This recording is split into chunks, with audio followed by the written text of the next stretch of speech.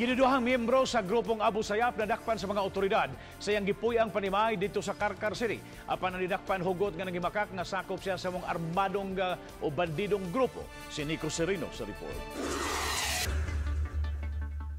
Nadakpan sa iyang panimay sa barangay Ocania, Karkar City si Oger Roma Pelonio. Ang operasyon gihimo sa kapulisan, AFP ug National Intelligence Coordinating Agency (NICA) kaganihang kadlawon. Pinasikad kini sa search warrant nga giluwatan sa korte dinhi sa syudad sa Sugbo. Ubay-ubay nga mga klase sa armas, mga magazine ingon man granada ang nakuha sa iyang posisyon. Lakip sa nasakmit ang usa ka submachine gun.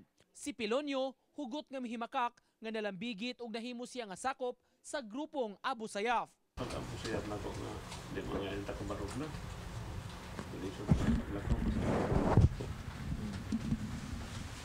Abu Sayyaf mo amon ta kailangan Abu Sayyaf, Christian mo ko. Ang kapulisan padayon pang mi-verify sa impormasyon kabahin kang Pelonio. Di pa hinon mo detalye ang otoridad kabahin sa iyang background. Kahinungduman, karong bag-o, adunay travel advisory nga giluwatan ang British government sa pagbiyahe sa Mindanao, lakip na ang pipila kabahin sa Southern Cebu.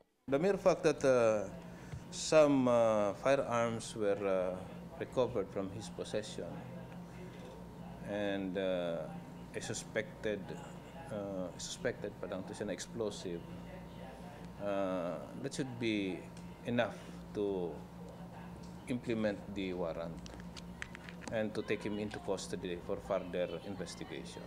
Reportedly is an Abu Sayyaf, no?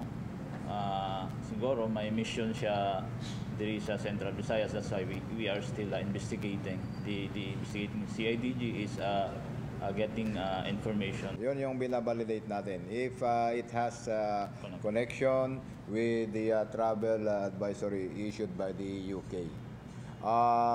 Ongoing pa rin yung investigation sa arrested person. Nico Sereno, Balitang Bisdak.